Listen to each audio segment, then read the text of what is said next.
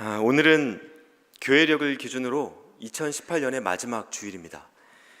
달력으로는 한 달이 더 남았죠. 그렇지만 교회력은 크리스마스 4주 전인 대림절부터 새로 시작되기 때문에 오늘이 2018년의 마지막 주일입니다. 그리고 이 마지막 주일을 부르는 교회력상의 이름이 하나 있는데요, 바로 왕이신 그리스도 주일이란 이름이 있습니다. 다음 주부터 2019년 교회력이 새롭게 시작되고, 또 오늘이 2018년 교회력상의 마지막 주일인데, 지금까지 한 해 동안 여러 가지 주제들을 놓고 예배에 왔지만 그 결론이 무엇인가? 바로 예수님만이 우리의 왕이 되신다라는 것을 선포하기 위하여 만든 날입니다. 역사적 배경으로 조금 더 말씀드리자면, 이날은 1925년에 1차 대전 직후 민족주의와 인종차별주의가 유럽 사회에 극에 달했을 때 즈음에요. 출신 지역이나 혈통, 돈과 권력을 중심으로 내 편과 네 편을 가르던 그 시대에 오직 예수님만이 왕이시라는 것을 선포하기 위해 제정된 날이었습니다. 그러니까 여러 가지 기준들을 가지고 분열되어 있는 사람들 사이에 여러분이 각각 너와 나는 다르다, 우리가 섬기는 왕이 진짜다라고 말하는 그때에 아니요, 우리의 왕은 오직 예수 그리스도뿐입니다 라고 선언하는 날을 정한 겁니다. 그러나 예수님만이 왕이시다라는 기치가 무색하게도 극단적인 민족주의와 차별이 좀처럼 식어들질 않았습니다. 그래서 1934년 나치당이 설립되었죠. 그리고 우리가 다 아는 유대인 학살로 이어졌습니다. 사실 성경에도요, 하나님의 왕권에 대해서는 참 아픈 역사가 많습니다. 하나님만을 왕으로 섬기겠다고 입술로 고백은 했지만, 머리로 다짐하고 결단은 했지만, 그들은 하나님만을 왕으로 섬기는 삶에 반복적으로 실패했습니다. 이러한 실패의 역사를 생생하게 기록해둔 책이요, 성경 속에 사사기라는 책이 있습니다. 여러분 읽어보셨습니까? 창세기에서 멀지 않은 곳에 있습니다. 이 사사기를 읽어보시면 집단 강간, 토막살인, 지역 분쟁과 이스라엘 동족 간의 전쟁, 제사장들의 점치는 행위 등 인간의 본성이 저지를 수 있는 모든 악이 현실화되어 있는 모습을 만나볼 수 있습니다. 성경책 안에 기록되어 있는 아주 생생한 스토리들이죠. 그런데 이게 다 왕이신 하나님을 잃어버린 결과였습니다. 사사기의 핵심 구절인 17장 6절은요, 이런 말씀이 있습니다. 그때에는 이스라엘에 왕이 없었으므로 사람마다 자기 소견에 옳은 대로 행하였더라 라고 기록하고 있습니다. 왕이 없었으므로, 여러분 이스라엘에 왕이 없었습니까? 하나님이 왕 되시는 나라가 이스라엘이었습니다. 왕이 없었다는 표현은 그들이 더 이상 하나님을 왕으로 섬기기를 멈추었다는 것입니다. 그러자 그들이 자기 소견에 옳은 대로 행동하기 시작했고, 사사기에 나타나는 것과 같은 악이 현실로 이루어졌다는 것이죠. 물론 이스라엘 백성들도요, 자기들이 직면한 이 비극이 왕을 잃어버렸기 때문이라는 것을 깨달았습니다. 그러면 어떻게 해야 됐을까요? 다시 하나님을 부르고 하나님 뜻대로 살아가기로 결정하고 노력했어야 합니다. 그러나 이스라엘 백성들은 그렇게 하지 않았습니다. 사람들은 눈에 보이는 왕, 사람의 왕을 요구하기 시작했던 겁니다. 그 모습을 지켜보고 있던 사무엘 선지자가, 사무엘 사사가 이렇게 말합니다. 사무엘상 10장 19절 말씀인데요, 너희는 너희를 모든 재난과 고통 중에서 친히 구원하여 내신 너희 하나님을 오늘 버리고 이르기를 우리 위에 왕을 세우라 하는도다. 이게 사무엘의 이야기였습니다. 바로 이 요구 때문에 세워진 것이 이스라엘의 초대 왕이었던 사울이었습니다. 훗날 하나님을 배반하고 비참한 죽음을 맞이했던 인물이죠. 여러분, 이것이 성경이 말하는 왕정의 시작입니다. 2대 왕 다윗 그리고 3대 왕 솔로몬이 이스라엘을 나름대로 하나님의 나라로 회복시켜 보려고 애썼지만, 솔로몬 이후에 이스라엘은 남과 북으로 나뉘었고요, 바알과 아스타라 같은 이방신을 섬기느라 온 나라가 난리를 겪었습니다. 하나님만을 왕으로 섬기던 이스라엘의 역사에 왕정제도가 시작되고 사람을 왕으로 섬기는 문화가 세워진 이 사건이요, 하나님이 기뻐하시는 일이 아니었다는 것만큼은 분명히 알 수 있습니다. 그래서 이스라엘에게 가장 큰 숙제가 있다면 그것은 하나님의 왕권을 회복하는 일이었고요, 바로 그 일을 위해서 예수님이 오신 것입니다. 잃어버렸던 백성들을 돌이켜서 하나님의 나라를 재건하고자 하셨던 거죠. 자, 그런데 오늘 말씀 속에, 특별히 복음서 말씀 속에 등장하고 있는 예수님의 모습을 보십시오. 왕좌에 있어야 할 예수님이 지금 예루살렘 총독 관저에서 빌라도 앞에 수갑 차고 사슬에 묶인 채 서 계십니다. 잃어버렸던 백성들을 돌이켜서 하나님의 나라를 재건하겠다고 이 땅에 오신 왕 예수께서 가장 비참하고 초라한 모습으로 세상 권력자 앞에 서 있는 겁니다. 이게 무슨 왕입니까? 누가 봐도 아니죠. 빌라도가요, 네가 왕이냐라고 묻고는 있는데, 여러분, 이것이 정말 왕이라고 인정해서 묻는 말이겠습니까? 너는 왕일 수 없다. 네가 정말 왕이라도 될 생각이라면 내가 너를 가만둘 수 없다. 이것을 인지시키기 위해서 자백을 유도하는 정치적인 질문을 하고 있는 겁니다. 왜 왕이어서는 안 될까요? 세상에서는 그것이 곧 권력이기 때문이죠. 그러나 예수님은 정치적 패러다임에 묶여있는 분이 아니었습니다. 오병이어 사건 이후에 자기를 유대의 왕으로 세우려는 백성들로부터 도망다니셨던 분이 예수님이셨어요. 여러분, 사람들은 모두 자기만의 프레임을 갖고 살아갑니다. 이 프레임이란 말은요, 심리학에서 인간과 사회를 바라보는 시각으로 정의되는 용어인데요, 이게 한 사람의 그 좁은 생각과 경험 속에서 만들어지는 것이기 때문에 한계가 있을 수밖에 없습니다. 각자가 갖고 있는 프레임은 한계가 있을 수밖에 없다는 거예요. 그래서 사람들의 착각, 오해, 편견, 이런 것들이 전부 다 자기가 개인적으로 가진 프레임에 의해서 만들어지는 것들입니다. 그 증거 중에 하나가, 내가 좋아하는 사람이 하는 싫은 말은 충고로 들리고요. 제 말 이해되십니까? 내가 좋아하는 사람이 하는 싫은 말은 충고로 들리고요, 내가 싫어하는 사람이 하는 좋은 말은 비아냥으로 들리는 겁니다. 이게 각자가 가진 프레임 때문에 만들어지는 편견이고 오류입니다. 여러분, 이 프레임이 고착화되면 더 무섭습니다.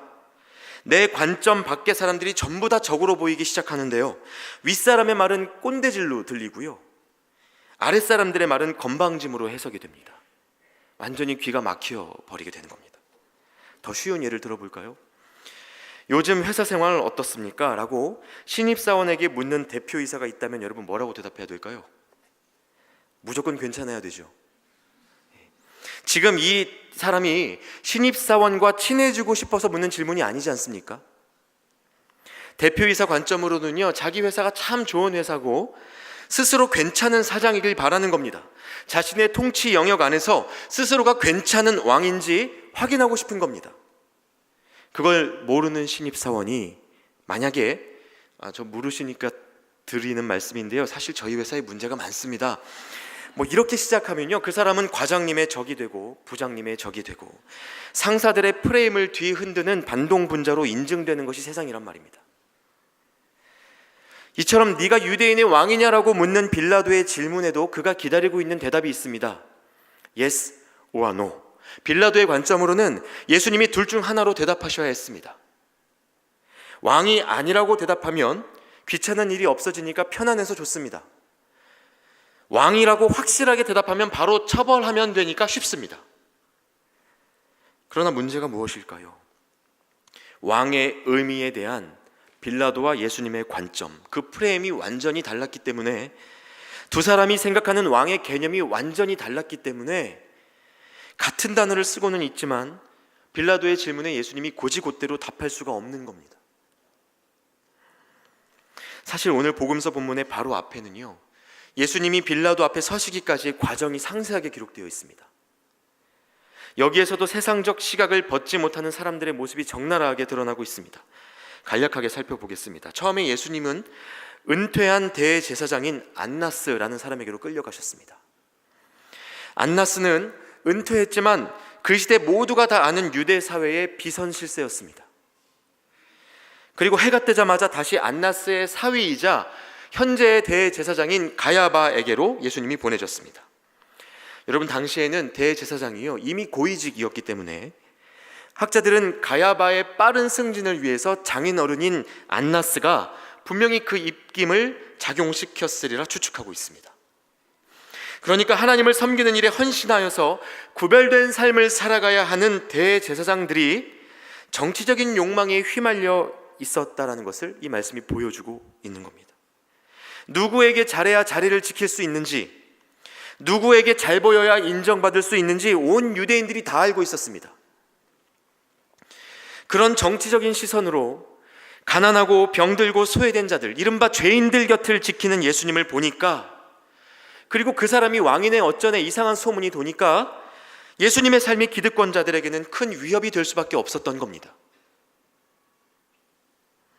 또 이어서 요한복음 18장 20절부터 23절까지의 말씀은요, 참 씁쓸합니다. 대제사장 안나스의 질문에 대해서 예수님이 대답하시는 장면인데요, 21절부터 같이 한번 보겠습니다. 안나스에게 예수님이 이렇게 대답하십니다. 어찌하여 내게 묻느냐? 내가 무슨 말을 하였는지 들은 자들에게 물어보라.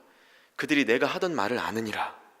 이 말씀을 하심에 곁에 섰던 아랫사람 하나가 손으로 예수를 쳐 이르되 네가 대제사장에게 이같이 대답하느냐 하니, 예수께서 대답하시되 내가 말을 잘못하였으면 그 잘못한 것을 증언하라. 바른 말을 하였으면 네가 어찌하여 나를 치느냐 하시더라. 여러분, 이 장면은요, 이런 겁니다. 지금 대제사장님 앞에서 말하는 버릇이 왜 그 모양이냐? 그러자 예수님이 이렇게 대답하시는 거죠. 내가 지금 틀린 말 했냐? 왜 사람을 치냐? 내가 잘못했으면 뭘 잘못했는지를 말해봐라. 지금 이런 논쟁을 하고 있는 중입니다. 대제사장의 아랫사람이 예수님을 손으로 쳤다는 것은요, 뺨을 때렸다는 이야기거든요. 여러분, 이 번역이 저에게는 참 생생하게 와닿습니다. 고등학교에서 학교 다닐 때 매 맞는 친구 보면서 선생님 지금 개인적 감정으로 더 때리고 계신 것 같습니다라고 말했다가 더 많이 맞아본 저로서는 이 장면이 아주 뼈가 시리도록 익숙합니다. 저뿐만 아니라 많은 한국인들이 이 상황을 비교적 쉽게 이해합니다. 뭐가 진실인지는 뒤로 가는 거예요. 어디 감히 눈을 똑바로 뜨고 대제사장 앞에 말대꾸를 하느냐라는 말씀이 이 성경 구절 안에 그대로 들어가 있는 겁니다. 여러분, 왜 1세기의 역사와 21세기의 역사가 이토록 닮아 있을까요? 문명의 발달이, 경제 성장과 지식이 사람을 바꾸는 것이 아니기 때문입니다. 누구에게 잘 보여야 하는지 찾는 것이 사람에게는 거의 동물적인 본성입니다. 더 놀라운 것은요, 가야바를 거치고 총독 빌라도에게까지 예수님을 끌고 온 그 사람들, 유대인들이 오늘 본문 28절을 세번역 성경으로 보면 몸을 더럽히지 않고 유월절 음식을 먹기 위하여 관저 안에는 들어가지 않았다라고 기록되어 있습니다. 사람들이 예수님을 십자가에 못 박으려고 애쓰고 외치는 중에도 그들은 마음에 생각하기를, 나는 나 자신을 더럽히지 않겠다. 나는 하나님 앞에 정결한 사람이다. 나는 하나님의 나라를 이루며 살아가고 있는 정통 유대인이다. 이런 확신 속에 살아가고 있었다는 겁니다. 여러분, 그래서 철학자이자 신학자인 니체가 이런 말을 했습니다. 예수님을 십자가에 못 박은 것은 선하고 의로운 사람들이었다. 자신의 선한 양심 안에 갇혀서 예수님을 이해할 수 없었던 사람들이 예수를 십자가에 못 박았다. 이것이 니체의 이야기였습니다.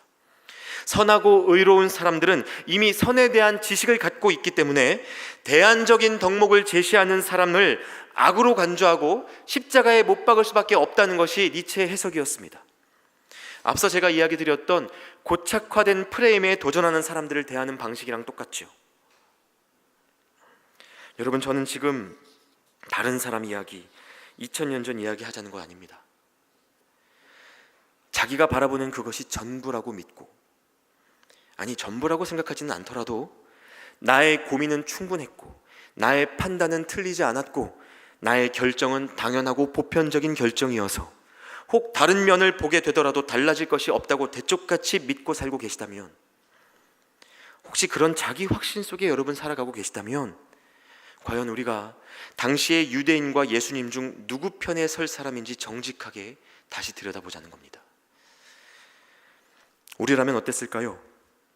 우리가 로마 황제의 눈치 보면서 유대 사회 시끄럽지 않도록 책임지고 관리해야 하는 총독 빌라도였다면, 가는 곳곳마다 무리를 일으키고 있는 예수님을 그냥 보낼 수 있었을까요? 여러분, 그럴 수 있었다고 확신하십니까? 우리가 대제사장 안나스를 모시는 아랫사람이어서 그분 덕에 이제야 입에 좀 풀칠하고 그분 덕에 집에서 간신히 가장 노릇할 수 있게 되었다면 그걸 왜 나한테 묻습니까? 라고 따지고 덤비는 이 버르장머리 없는 예수님께 한 소리 안 할 수 있었을까요? 친구들, 선후배들, 동네 사람 모두가, 그리고 우리가 믿고 따르는 종교 지도자, 목사들까지도 예수는 반동분자다, 신성 모독을 저지르는 자다, 동조하는 자는 똑같이 죽여야 한다라고 외치면서 의기투합하는 그때에 우리는 정말 예수 그리스도를 다른 관점으로 바라볼 수 있었겠냐는 겁니다. 여러분, 이러한 질문을 자기 자신에게 던져보셨으면 좋겠어요. 그 질문이 깊고 날카로울수록 우리 삶에서 예수님의 왕권이 어느 정도의 영향력인지를 분명하게 확인할 수 있습니다. 그리고 그래야 예수님의 왕권 회복을 삶에서 실제로 시도해 볼 수 있게 됩니다.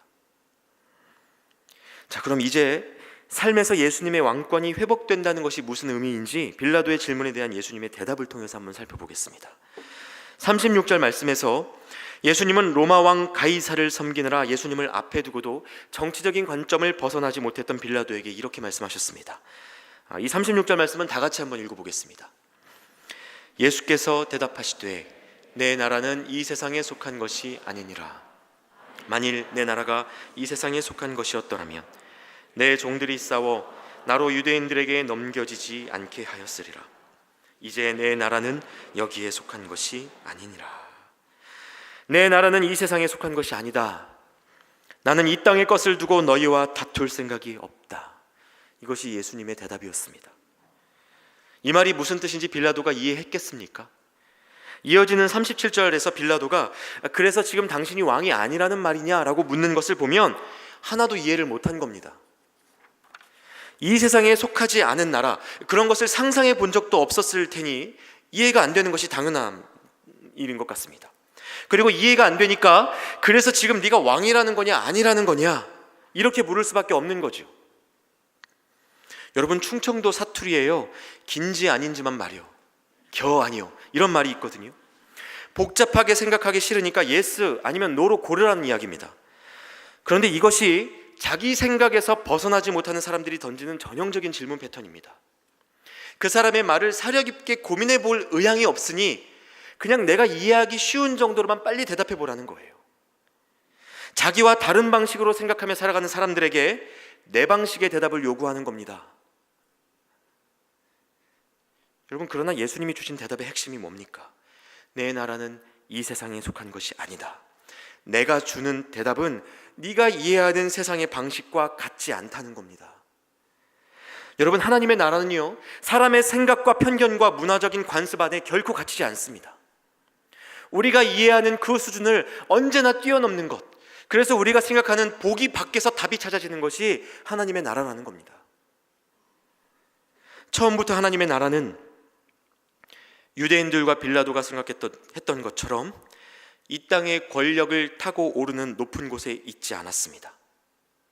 세상의 왕은 경쟁과 승리를 통해서 올라가야 하고 스펙과 돈과 권력과 인맥이 있어야, 이렇게 정치적인 힘이 있어야 누릴 수 있는 것이지만 하나님의 나라는 그런 방식으로 얻을 수 있는 것이 아니라는 말입니다.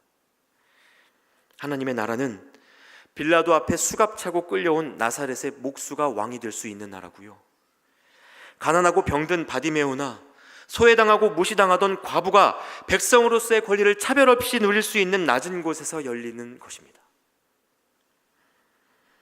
그래서 내 나라는 이 세상에 속한 것이 아니다라는 예수님의 말씀 속에는 더 이상 세상의 정치적인 방식으로 하나님의 나라를 말하지 말라는 통탄 어린 권면이 담겨져 있습니다. 하나님을 왕으로 섬기려는 게 맞다면 투쟁의 방식, 이기는 방식을 버리고 희생과 포기를 선택하는 예수님의 방식을 받아들여야 한다는 것이죠. 그러므로 엄밀히 말해서 하나님의 나라는요, 화려한 왕궁이나 절대 권력을 위한 법조항을 필요로 하는 3차원적인 나라가 아닙니다. 하나님의 나라는 하나님의 통치가 이루어지는 상태를 말하는 것입니다. 이 나라에는 오직 하나님이 원하시는 방식으로 이 세상에 하나님의 다스림을 구현해내는 사람들이 필요할 뿐입니다. 바로 그리스도인들이 그렇게 살라고 부름받은 사람들입니다. 하나님이 중요하게 여기시는 것을 기준으로 삼고 삶의 우선순위와 선택을 재편해서 그리스도의 문화를 이 땅에 세워나가라는 그 부르심이 우리 모두에게 있다는 겁니다. 자, 그러려면 제일 먼저 해야 되는 질문이 무엇입니까? 하나님이 원하시는 것, 하나님이 가장 중요하게 여기시는 것이 무엇인지 물어야 되겠죠. 그런데 여러분, 그것에 대한 대답은 어렵지 않습니다. 여러분, 교회 하면 뭐가 떠오르십니까? 세상의 거의 모든 교회가 가장 높은 곳에 십자가를 걸어둡니다. 하나님이 가장 원하시는 것은 바로 여기에 있습니다. 스스로 죄물이 되셔서 죄에 묶여 죽어가는 이들을 살리시는 겁니다. 쉽게 말해 하나님은 누가 봐도 자격 없는 사람, 그래서 죽어 마땅해 보이는 그 사람 살리시는 데에 자기 목숨을 내놓는 왕이십니다.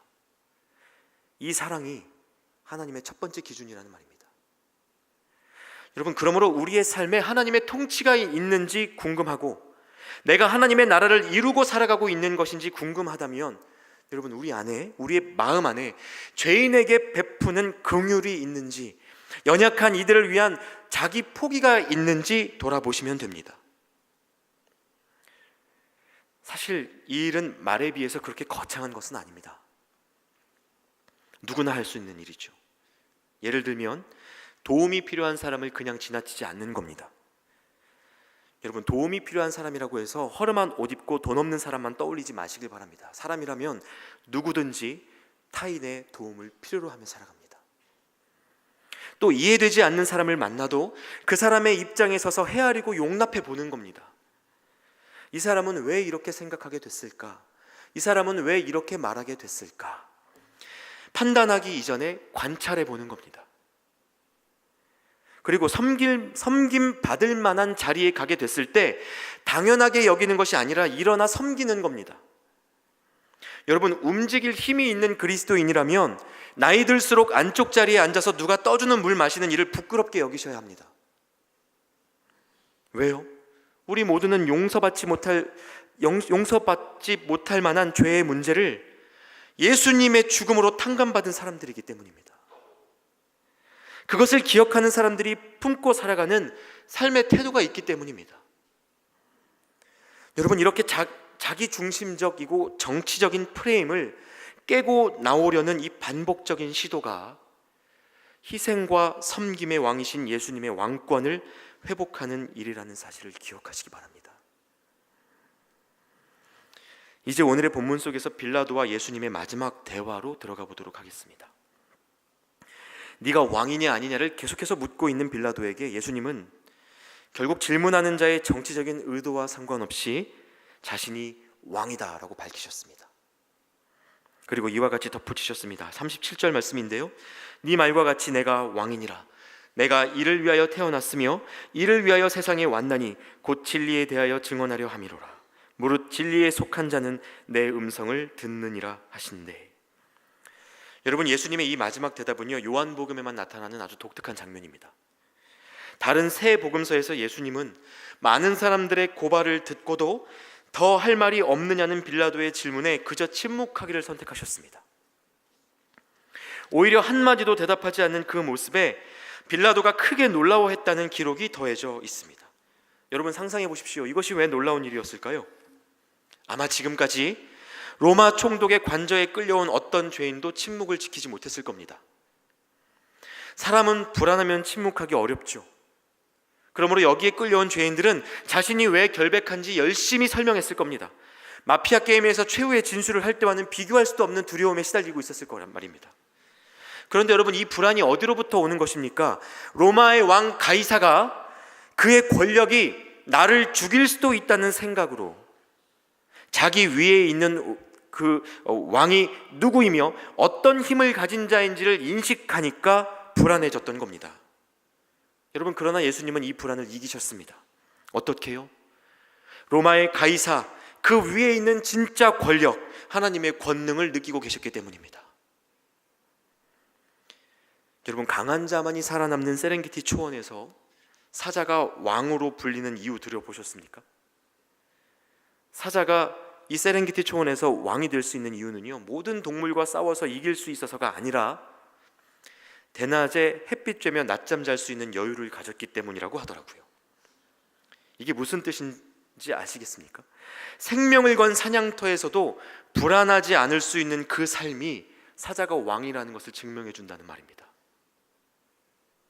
그래서 성경은요, 머리에 왕관 대신 가시면류관을 쓰시고 십자가 위에 힘없이 달려 계신 예수 그리스도가 사라져버릴 왕권을 쥐고 떵떵대는 세상 왕들과는 비교할 수 없는 역사의 시작과 끝이라고 증언합니다. 37절 말씀에 나는 진리를 증언하러 왔다 하시는 예수님의 말씀 속에 진리도 바로 이러한 것입니다. 이 땅에서의 초라한 현실과 고난 속에 가려져 있을지언정 예수님은 여전히 틀림없이 왕이시라는 사실입니다. 이후의 말씀에 보면 죄인이 느낄 만한 불안과 두려움은 오히려 빌라도의 것이 되었습니다. 전혀 불안해하지 않는 예수님의 모습을 보면서 빌라도가 불안해지기 시작했던 겁니다. 도대체 이 사람은 정체가 뭘까? 뭔데 아무 말 안 하지? 정말 왕인가? 메시아라는 소문도 돌던데 이게 정말이면 어떡하지? 오히려 세상 권력의 노예로 살아가던 빌라도가 그 불안에 시달리게 됐다는 겁니다.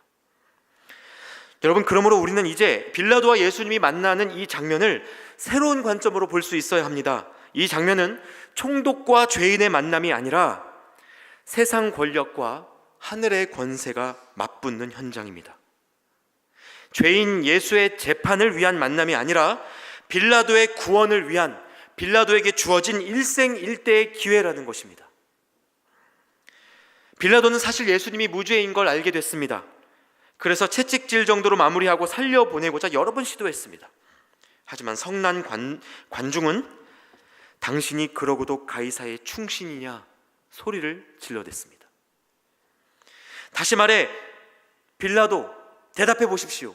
당신의 왕은 도대체 누구입니까? 당신은 가이사를 섬기는 사람 맞습니까? 질문했다는 겁니다. 그리고 이 질문 앞에 성난 군중과 예수님 사이에서, 세상 권력과 하늘의 권력 사이에서 빌라도는 선택했어야 했다는 겁니다. 예수님을 풀어주는 일과 유대인들의 밀란을 잠재우는 일, 이 두 가지를 동시에 할 수는 없었습니다. 하늘의 권세와 이 땅의 권세 모두를 만족시켜 보려고 했으나 그것은 불가능한 일이었다는 겁니다. 여러분, 그것은 이 시대에도 마찬가지입니다. 하나님을 만족해 하는 삶과 세상 권력자를 만족해 하는 삶은 양립할 수 없는 삶입니다. 결국 빌라도는요, 자신의 삶을 지탱하고 있던 그 정치적인 프레임을 넘어서지 못했습니다. 그리고 매주 예수님이 본디오 빌라도에게 고난받았다고 전 세계적으로 공표당하는 불쌍한 인물이 되었습니다. 여러분, 이제 다음 주부터 2019년 교회력의 시작을 알리는 대림절로 들어가면요, 우리는 또 몇 주간 성서일과의 말씀을 통해서 1년 중 가장 연약한 모습의 예수 그리스도를 만나게 될 겁니다. 신생아 예수님, 말구유에 누워 계신 예수님, 헤롯 대왕으로부터 도망치는 피난길에서 응애응애 우는 것밖에 못하는 예수님, 볼수록 이 사람이 메시아 맞나, 왕이 맞나 싶으실 겁니다. 여러분, 그러나 오늘의 우리도 누가 진짜 우리의 왕인지 우리의 선택을 삶으로 보여내야 합니다.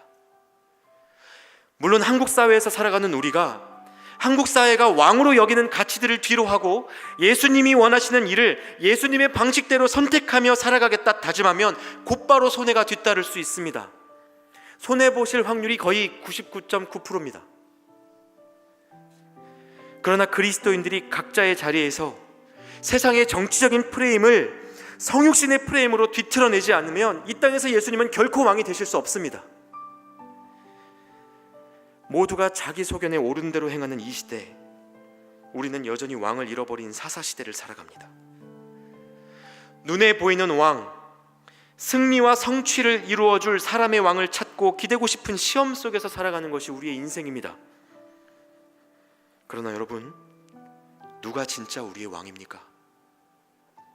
여러분은 누구를 의지하고 살아가고 계십니까? 직장 상사입니까? 잘 나가는 부모입니까? 힘 있는 형님입니까? 우리 살리시겠다고 목숨 바친 왕 예수 그리스도가 정말 우리의 왕이라면 이제는 굴림의 자리에서 내려와 섬김의 자리로 나를 내어주는 삶으로 내려오시기 바랍니다. 오늘날 우리의 선택은 이스라엘 백성이 내렸던 첫 번째 선택과 달라야 합니다. 우리에게 필요한 왕, 청년의 삶이 회복해야 할 삶의 기준은 오직 십자가 위에 계신 예수 그리스도뿐입니다. 이제 오늘 함께 나눈 말씀을 기억하면서 찬양하고 기도하는 시간을 갖도록 하겠습니다. 우리가 주인 삼았던 모든 것들을 내려놓고 주님만을 우리의 왕으로 고백하는 마음으로 이 찬양 함께 나누겠습니다. 여러분, 이 찬양을 하나님 앞에 고백하며 정말 주님만이 우리의 왕이 되신다라는 고백을 우리의 입술과 마음의 중심으로 드릴 수 있기를 바랍니다. 함께 찬양하겠습니다.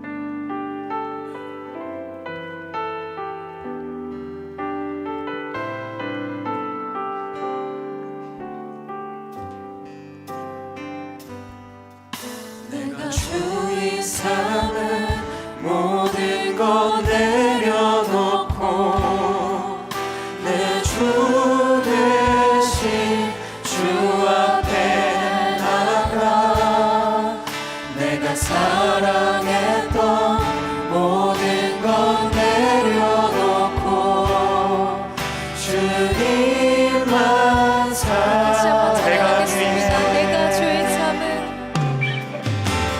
주인 삼은 모든 것 내려놓고 내 주 대신 주 앞에 나가 내가 사랑했던 모든 것 내려놓고 주님만 사랑해.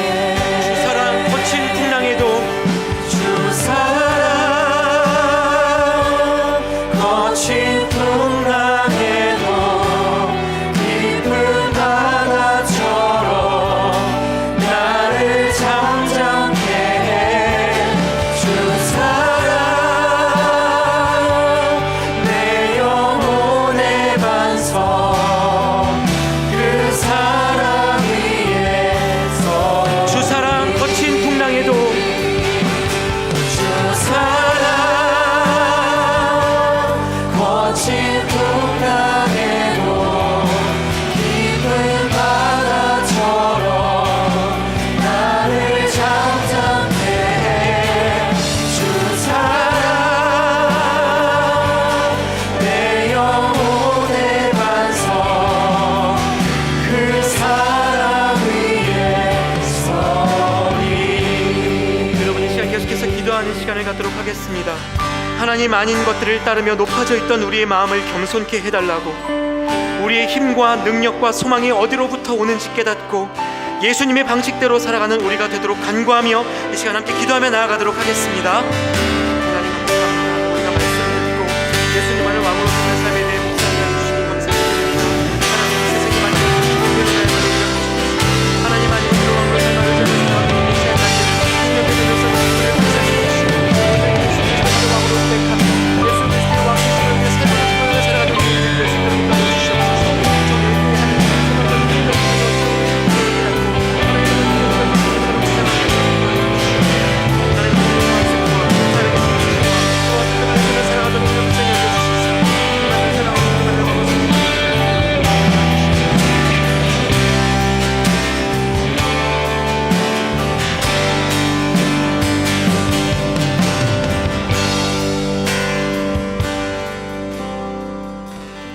하나님 감사합니다. 오늘 우리를 예배의 자리로 불러주시고 우리가 섬기며 의지하는 왕이 누구인지 돌아보게 하시니 감사를 드립니다. 미래를 알 수 없는 불안 속에 살면서 하나님이 아닌 세상의 관습과 사람의 정치와 부와 스펙을 의지하며 살았던 우리를 불쌍히 여기시고 주님 찾아와 주셔서 다시 우리의 왕이 되어 주십시오. 죽기까지 낮아지심으로 자격 없는 자의 구원을 이루신 하나님의 마음을 따라 우리도 사랑하고 섬기며 살아가게 하시고 이 땅에 하나님의 통치를 이루어가는 주의 제자들 되게 하여 주십시오. 우리의 소망이요 힘이요 능력이 되시는 우리 왕 예수 그리스도의 이름으로 기도하옵나이다. 아멘.